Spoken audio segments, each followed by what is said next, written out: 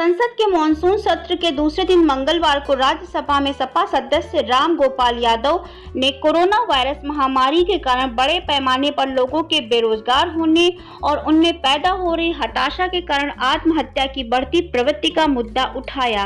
यादव ने corona virus को फैलने से रोकने के लिए लागू किए गए लॉकडाउन के कारण अपनी आजीविका गंवाने वाले लोगों को हर महीने 15,000 रुपए भत्ता देने का सरकार से अनुरोध किया।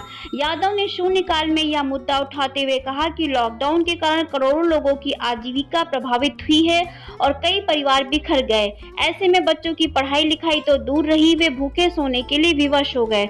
उन्होंने कहा कि इस महामारी के कारण लोगों में मानसिक तनाव और हताशा बढ़ती जा रही है।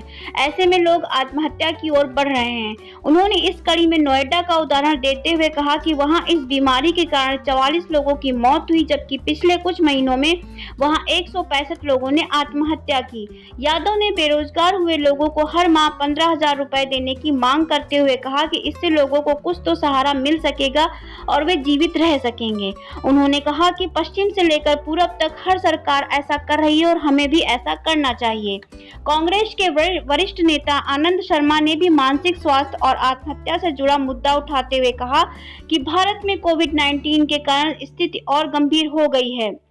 उन्होंने कहा कि एक अनुमान के अनुसार हर साल दुनिया भर में 8 लाख लोग आत्महत्या कर लेते हैं और भारत में यह संख्या करीब 1,29,000 है। उन्होंने कहा कि इसका अर्थ है कि आत्महत्या की कुल घटनाओं में से 15% भारत में होती है।